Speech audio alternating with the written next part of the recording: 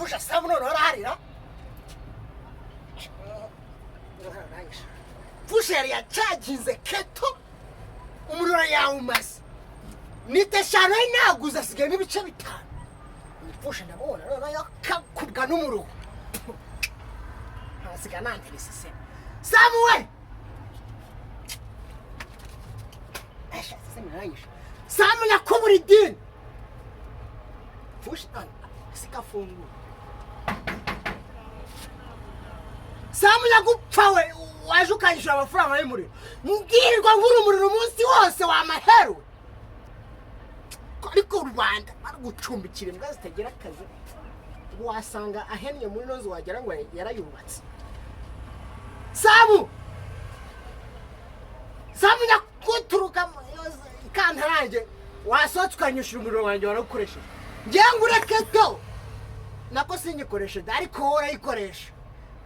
nurangiza uyikoresha umunsi wose kimwe n'igishira naguze umuriro 500 w'indite 5 zose nurangiza umara wose nani kingi akomane Fusha nasoke mu akusohotse none sibyo ko nagufateka ko nagusiba Samu naku muri dini wasohotse aho ngaho Samu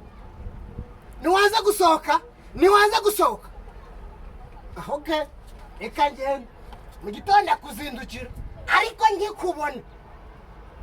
ndabizi ko ariko nyumva urafunguye urimo nkikubona nta kindi tuzavugana ni rwakajigo ngahita nguzingazinga nkakujugunya muri icyo cyobo cy'amazi kandi wibuka ko nyiri ibishingwe ejo azazindukira hano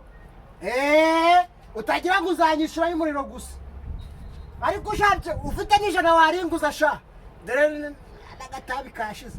wamaye ijana aho ngaho sha Fusha none asha yahennye sawa sha ndagiye ariko ndagaruka mu gitondo ninje nawe